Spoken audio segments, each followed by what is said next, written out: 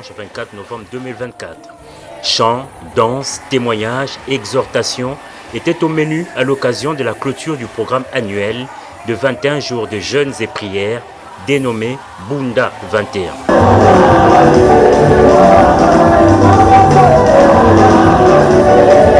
Membre actif de cette communauté, le président de la République Félix Antoine Tshisekedi Tshilombo est venu participer à cet important culte.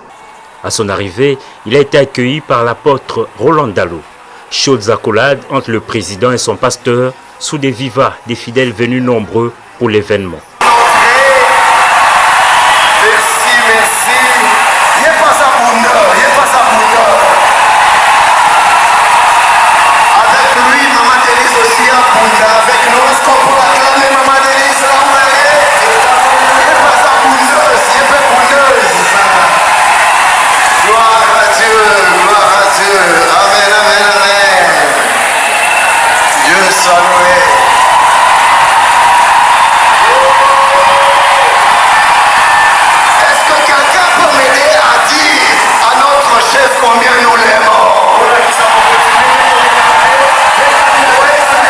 Avec sa foi inébranlable, le chef de l'État a participé à toutes les étapes de la célébration du jour. Moment glorieux et merveilleux pour les prédicateurs qui exhortent les fidèles à garder intacte la flamme de Bunda 21. Nous bénissons le Seigneur parce que nous avons passé des moments glorieux, des moments merveilleux. Dès le premier jour, le 4 novembre, que nous avons commencé à 6 heures, la gloire de Dieu était présente, la présence de Dieu était effective. Dieu nous a fait beaucoup de bien. Le pasteur Ken Luamba est resté focus sur cette célébration. Aucun commentaire sur la polémique autour des dernières déclarations de l'apôtre Roland Dalo qui ont suscité des réactions mitigées dans l'opinion. Les réseaux sociaux ont relayé justement un message qui est mal interprété, mal compris. Vous avez une mise au point. Pas du tout. J'aimerais garder mon focus. Dieu nous a fait du bien au travers de Bunda. Restons-en là et ne nous laissons pas distraire par quoi que ce soit. Que le nom du Seigneur soit glorifié pour toutes choses. Dieu est glorifié. La fête était donc totale en cette journée de clôture de ce programme annuel de 21 jours des jeûnes et prières en faveur des familles et de la nation.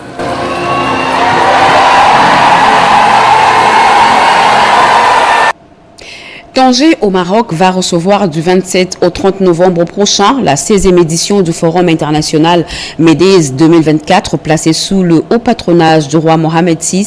La République démocratique du Congo, par le truchement de la première ministre Judith Suminwa, va participer à ces assises placées sous le thème souveraineté et résilience vers un nouvel équilibre mondial.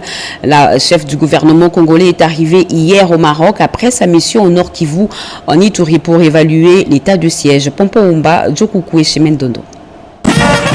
Pas de répit pour la première ministre Judith Suminwa Tuluka, revenue d'une tournée déterminante au Nord Kivu et en Ituri pour évaluer l'état de siège et l'application de mesures d'assouplissement en faveur des opérateurs économiques. La chef du gouvernement a posé ses valises en fin de soirée du dimanche 24 novembre 2024 au Maroc. Accueilli à Rabat par l'ambassadeur Henri Mayanga, accompagné des diplomates, Judith Suminwa Tuluka portera la voix de la RDC à la 16e édition du Forum MEDES, un événement annuel qui débute ce lundi à Tanger sous le thème « Souveraineté et résilience vers un nouvel équilibre mondial ». Il constitue donc une plateforme clé pour le dialogue stratégique entre les dirigeants du pays du Sud.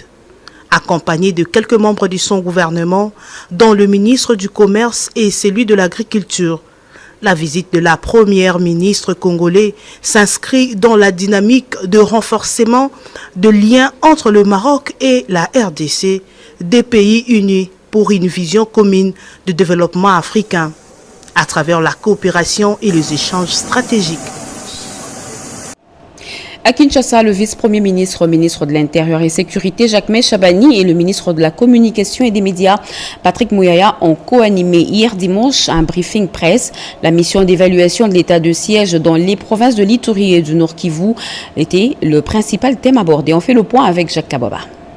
Lors du briefing hebdomadaire qui s'est tenu le dimanche 24 novembre à l'RTNC, le ministre de la Communication et Médias, Patrick Mouyaya Katembwe, a co-animé la rencontre en compagnie de Jacquemain Chaban-Elouko, vice-premier ministre, ministre de l'Intérieur, Sécurité et Affaires coutumières. Thème retenu, mission d'évaluation de l'état de siège dans les provinces de l'Ituri et du Nord Kivu. Vu les circonstances sécuritaires que traversent toujours ces deux provinces, le président de la République a estimé qu'il était important que Madame le Premier ministre puisse faire une évaluation de la situation sur terrain pour que le gouvernement puisse rassurer le président de la République de la nécessité, de la manière par laquelle il devait aussi voir comment faire évoluer les allègements au niveau des mesures prises par l'état de siège. En rapport avec les phénomènes Koulouna qui a atteint son paroxysme dans la ville-province Kinshasa, les deux membres du gouvernement ont réagi en ces termes. C'est un phénomène social qui touche à la justice, qui nécessite la mise en place, d'abord la prise de décision, et puis qui nécessite que ces décisions suivent un processus pour atteindre des résultats. Votre gouvernement a pris un certain nombre d'initiatives qui sont en cours de gestion. Nous avons au niveau de la police nationale des directives dans les différentes grandes villes. Nous avons au niveau et de la police et de la justice un certain nombre d'initiatives avec des audiences foraines qui vont à un certain moment nous permettre de réduire le taux de nuisibilité de ce phénomène. Nous avons eu l'occasion d'aborder les sujets lorsque nous atterrissions en apprenant la nouvelle, en informant la Première ministre. Il y avait évidemment le vice-premier ministre, ministre de l'Intérieur, ainsi que le ministre d'État, ministre de la Justice. Donc des enquêtes ont déjà été diligentées parce que ça s'est passé dans cet axe autour du camp Kokolo. Peut-être que le vice-premier ministre ne l'a pas rappelé, mais plusieurs fois, il nous a dit en conseil qu'il y avait évidemment des mesures, notamment de chambres foraines. Au-delà du fait qu'il faut répondre à la problématique de l'emploi de jeunes et tout ce qu'il y a autour, mais tout ce qui constitue des actes de criminalité sont sévèrement sanctionnés et on fait des chambres foraines justement pour montrer l'exemple de la dissuasion qui doit caractériser tous ceux qui pensent qu'ils peuvent agir par la violence de cette manière. Nous espérons que justement les enquêteurs qui sont déjà en train de fouiner sur le sujet pourront mettre la main sur les auteurs de ces crimes et qui pourront répondre devant la loi. Il faut noter que le gouvernement a pris un certain nombre d'initiatives au niveau de la police et de la justice avec des audiences foraines qui vont permettre de réduire les taux de nuisibilité de ces phénomènes. Cette campagne va connaître les concours du ministère de la Communication et Médias car elle concerne toutes les provinces au même moment. Et ces nombreuses révélations après le bouclage organisé au camp Kokolo, une complicité militaire, police et civile pour commettre des actes répréhensibles, eh bien le commandant de la 14e région militaire a lui-même conduit les opérations. Il était avec Edith Chala. 17 criminels identifiés, 204 personnes interpellées, dont 150 civils, 27 militaires, 11 de la police nationale congolaise et 13 personnels civils, 6 armes AK-47, 7 chargeurs garnis, une quantité de munitions, 19 machettes et une quantité considérable de chanvre. Telle est la prise de l'opération menée dans la nuit du dimanche 24 au lundi 25 novembre 2024 au quartier Jérusalem et 10 maisons du camp Kokolo. Le commandant 14e région militaire et commandant de la task force de la ville de Kinshasa, le général-major Stazin Kibuyu Kizimu, a félicité tous les militaires engagés dans cette opération pour leur discipline et professionnalisme pendant ce bouclage. Il a par ailleurs promis que des mesures sévères seraient prises pour que les fêtes de fin d'année se déroulent en toute quiétude sur toute la garnison de Kinshasa, comme le veut le commandant suprême des forces armées de la République démocratique du Congo, Félix Antoine Tshisekedi. À Mbujimayi au Kasaï oriental, comment évolue la commission mise en place sur demande du chef de l'État pour identifier et indemniser les victimes de l'aéroport de Bipemba, car plus de 7000 familles passent la nuit à la Belle Étoile. Le premier vice-président du Sénat, José Kalala Kalala, va se rendre dans la ville de Mbujimayi pour s'enquérir de la situation. Anita Luamboa et José Dimonekene, nos envoyés spéciaux, nous en parlent. Voilà, nous sommes là au bureau de la commune de Bipemba où les victimes de démolition passent la nuit ici à la Belle Étoile. Là, ils sont en train d'être fait un don pour assister ces victimes, pour soulager un tant soit peu leur souffrance. Et puis il faut savoir que la présence du président de la République est vivement souhaitée ici à la commune de Bipemba par les victimes de démolition. Je vous rappelle que plus de 7000 familles passent la nuit ici à la Belle Étoile depuis la ville de Mbujimaï, Anita Luamboa et José Dimonekene pour le compte de la RTNC. Reprise des élections législatives nationales et provinciales à Massi Manimba, le rapporteur adjoint de la CENI, Paul Moindo, a lancé la formation des chefs des centres de vote, les présidents formateurs et les techniciens informatiques de centres de vote. Tétis Samba et je reste au Fonji. Arrivé le samedi 23 novembre 2024 à Massi Manimba, le rapporteur adjoint de la commission électorale nationale indépendante est allé présenter les civilités à l'administrateur du territoire, Emery Kangouma. Lors de leur rencontre, ils ont échangé sur les enjeux de la reprise des élections dans ce territoire. Le dimanche 24 novembre 2024, Paul Moindo Moulemberi a présidé la cérémonie d'ouverture de la formation des chefs centres de vote CVV, des présidents formateurs PF et des techniciens informatiques des centres de vote TICV, recrutés pour prester outillés sur les bonnes pratiques électorales ainsi que l'utilisation des outils technologiques de vote pour travailler de façon professionnelle le jour du scrutin. Dans son allocution, le rapporteur adjoint de la CENI a attiré la cause avec des nouvelles méthodes de correction. Plus question de favoritisme. Et donc, seuls le meilleur seront affectés dans les différents centres de vote. Le coordinateur des opérations, Gilbert Moukendi, a au cours de son mot de circonstance affirmé que la CENI a déjà délivré plus de 100 000 duplicatas des cartes d'électeurs sur tout le territoire et cette opération se poursuivra jusqu'au 14 décembre 2024. De son côté, le point focal, chef d'antenne, Emile Makoso, a remercié le management de la CENI pour l'organisation effective de cette formation qui vient baliser la voie des élections crédibles et transparentes à Massi Manimba. Comment mener la médiation avec professionnalisme? Eh bien, les formateurs de la CIME étaient en formation sur la médiation des conflits. La clôture a eu lieu à Kinshasa. Ils sont désormais outillés en la matière. Féliciter de disposer d'une équipe capable d'analyser les conflits et de mener la médiation avec professionnalisme. Le président de la CIME, Idriss Katenda, a martelé sur le rôle du médiateur et l'importance du dialogue. Les médiateurs doivent jouer pleinement leur rôle, mais pour cela, il faut leur donner les capacités de faire le travail avec professionnalisme. Satisfaction des participants. Ce qui m'a beaucoup plu, c'est la gestion de conflits. J'espère que prochainement, nous allons encore bien apprendre. Nous avons beaucoup appris. Être médiateur, il faut avoir la qualité d'impartialité. À travers cet atelier, la CIME entend offrir aux Congolais des professionnels dans la médiation et la résolution des conflits. Les entreprises publiques comme privées peuvent soumissionner aux appels d'offres de la Banque mondiale dans le cadre du projet d'accès aux services d'eau et d'assainissement. Le salon ouvert ce lundi au Pullman Hotel permet aux entreprises intéressées de recevoir tous les détails sur les critères applicables dans le processus de marché public de la Banque mondiale. Edith Chala et Bijou et Combat nous en disent plus à travers ce reportage. C'est autour du thème « Opportunités d'affaires pour les entreprises » que ce salon du projet d'accès aux services d'eau et d'assainissement se tient. Le coordonnateur de la cellule d'exécution des projets eau de la Régie des eaux a détaillé le contour du projet en rappelant que c'est la phase 1 qui consiste à donner de l'eau potable à 3 millions de personnes et un environnement assaini à 2 millions de personnes dans les Kwilu et les Trois Kasaï. Un projet financé par la Banque mondiale à hauteur de 400 millions de dollars américains.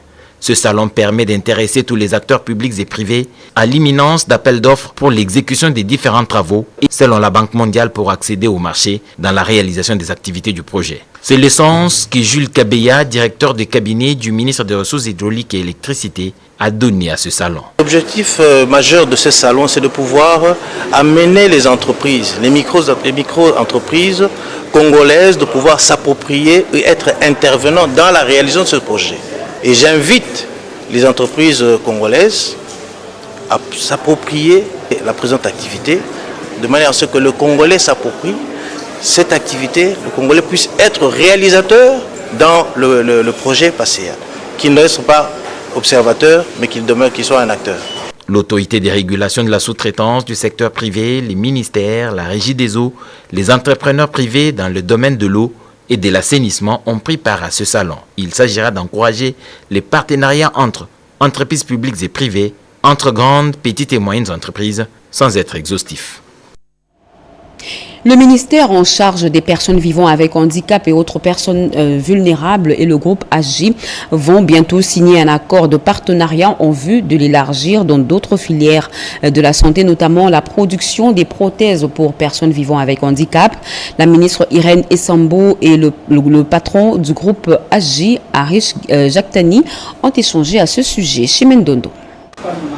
C'était à tête entre le ministre délégué en charge de personnes vivant avec handicap et autres personnes vulnérables, Irène Essambo, et le président du groupe HJ, Arish Jaktani, augure un éventuel partenariat dans différents domaines, notamment dans les infrastructures adaptées, avec la construction de bureaux, de logements sociaux et des centres de formation tenant compte de toutes les catégories de personnes avec handicap et autres personnes vulnérables.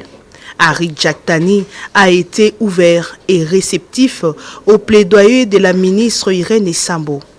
Il a à cet fait promis de construire un centre de formation adapté au PVH-APV une fois que le terrain sera mis à sa disposition par le gouvernement de la République. Autre infrastructure adaptée, la ministre déléguée a aussi évoqué la question de l'agriculture adaptée et de la production de prothèses et orthèses pour la mobilité de personnes avec handicap dans ce partenariat avec la Fondation HJ. Ce programme-là, nous allons amener avec les partenariats avec les Madame Excellence. J'ai déjà assuré, j'ai déjà promis que les HJ Fondation, nous allons être partenaires et puis nous qui nous allons financer pour les centres de formation. Mais certainement, l'État qui doit attribuer un terrain, si nous avons le secteur qui est disponible, nous allons construire ce centre de formation. Le patron du groupe HJ s'est dit être disposé à accompagner toutes les actions qui lui seront présentées par la ministre déléguée en sa qualité d'humanitaire. Enjeu politique de l'heure, les sénateurs et députés nationaux de l'UDPS se sont retrouvés autour de leur chef du parti pour se concerter. Les élus nationaux de l'UDPS apportent tout leur soutien à la démarche du chef de l'État, Félix Antoine Tshisekedi Tshilombo, sur la révision constitutionnelle. Alain Bikaï. Prévu pour le mardi 19 novembre dernier, la réunion des concertations entre les députés nationaux et sénateurs du parti présidentiel et leur hiérarchie s'est tenue ce dimanche 24 novembre à l'hôtel Kempinski Fleuve Congo. Au cours de cette rencontre, le président intérimaire de l'UDPS a rappelé à ses interlocuteurs à l'ordre et au respect de la hiérarchie. Concernant les enjeux politiques de l'heure, les élus du peuple de ce parti apportent leur soutien défectible à l'initiative de leur autorité de référence Félix Antoine Tshisekedi Tshilombo sur la révision constitutionnelle ou changement constitutionnel et optent pour les changements constitutionnels. Conscient des imperfections contenues dans la dite constitution, à la lumière des enjeux en rapport avec l'intégrité de notre territoire national et les conditions de fonctionnement de nos institutions, avons décidé à l'unanimité et sans condition d'accompagner notre haute autorité de référence dans cette démarche ô combien démocratique. Invitons par conséquent nos bases respectives à se ranger comme un seul homme derrière le chef de l'État pour l'aboutissement heureux du processus ainsi engagé. Concernant la motion de défiance initiée contre le ministre national des UDPS sans concertation, le chef du parti présidentiel a rappelé aux uns et aux autres que l'UDPS et sa mosaïque ont des responsables et une haute autorité de référence à qui se référer pour toute initiative parlementaire tendant à déchoir un membre des institutions de la République. De ces faits, ces élus nationaux ont pris l'engagement de surseoir leur démarche. Le débat sur la révision constitutionnelle va au-delà des clivages politiques. Nouvel élan d'Adolphe Mozeto, formation politique de l'opposition, apporte ses arguments et milite pour le changement constitutionnel. On l'écoute au micro de Cédric Kenina. La partie est de notre pays continue à faire l'objet de la fragilisation par différents assauts de forces négatives qui ne cessent de massacrer nos compatriotes et d'envahir nos territoires pour y tirer des dividendes ainsi qu'exploiter et piller nos richesses minières. Face à cette tragédie qui date de plus de 30 ans et qui nous a fait perdre plus de 10 millions de nos compatriotes, le Nouvel Élan réitère la position de son leader Adolphe Muzito, faite en date du 23 décembre 2019, à savoir, premièrement, faire la guerre au Rwanda et tous les autres pays agresseurs. Deuxièmement, construire un mur de séparation entre la RDC et les pays agresseurs. En ce qui concerne l'actualité qui divise l'opinion nationale, à savoir la révision ou le changement de la Constitution. Si hier, mon parti politique Nouvel Élan était le seul à aborder avec responsabilité cette question de la révision et voire du changement de la Constitution, à l'occasion de ces universités populaires et à travers les tribunes d'Adolphe Muzito, aujourd'hui, nous pouvons nous féliciter de voir cette question être posée au plus haut niveau des institutions. Autre chose à présent, les travaux du 4e congrès extraordinaire électif de la Confédération syndicale du Congo ont été lancés ce lundi 25 novembre en vue de la refondation de cette structure, et c'est le directeur de cabinet du vice-premier ministre, ministre de la fonction publique, qui a ouvert ces travaux au nom de son chef Jean-Pierre Liaou. Nadine Kiloche nous en parle. Au cours de ces travaux du 4e congrès extraordinaire électif, le vice-premier ministre et ministre de la fonction publique, Jean-Pierre Liaou, à travers son directeur des cabinets, Benoît Toupa, a réitéré sa volonté et sa disponibilité au dialogue social comme mode de gestion de l'administration publique. L'autorité que je représente tient beaucoup au dialogue social avec le banc syndical. Elle aime se faire accompagner par les partenaires sociaux que vous êtes et que vous constituez, qui êtes les partenaires privilégiés du gouvernement dans ce projet de moderniser l'administration, de donner à tous les travailleurs, à tous ceux qui sont dans le monde de l'emploi, public comme privé, les chances de pouvoir travailler dans les meilleures conditions. Séance tenante, la représentante de l'AVC, CSC Belgique, Karine Debreuil, a rappelé les missions du congrès de la CSC-RDC lui conviée depuis 2003, notamment celle d'adhésion et de continuer un travail syndical classique représentant les travailleurs congolais tant publics que privés, ainsi que celle de l'économie formelle. Un État qui trop souvent se dégage de son devoir de garantir les droits sociaux aux travailleurs. Des entreprises prédatrices qui ne respectent ni les droits sociaux, ni le devoir de protéger l'environnement et qui ne contribuent pas pour autant par les impôts au développement du pays. Pour les pères fondateurs de la Confédération syndicale du Congo, CSC, ce congrès est convoqué pour procéder au renouvellement de l'équipe du bureau journalier et permettre aux participants de capitaliser ces travaux pour la refondation de ces syndicats. Et avant de boucler ce journal, l'association des anciens gouverneurs et vice-gouverneurs des provinces élues convie tous ses membres présents à Kinshasa à une importante réunion sur la réforme constitutionnelle initiée par le président de la République, le paiement des émoluments et des indemnités de sortie ce mercredi 27 novembre à 14h au restaurant 19 sur l'avenue du Cercle à Kinshasa-Gombe. La présence de chacun est indispensable. Le comité des comités directeurs de l'association, Martin Kabuya Moulamba, gouverneur honoraire de la province de Kasaï central, ancien député national réélu de Dibaya. Et la Fédération des entreprises du Congo, FEC, informe ses membres de la tenue de l'Assemblée générale extraordinaire le mardi 10 décembre 2024 à 14h au siège de la FEC. À l'ordre du jour, approbation des statuts révisés de la FEC, approbation du règlement d'ordre intérieur de la Fédération qui complète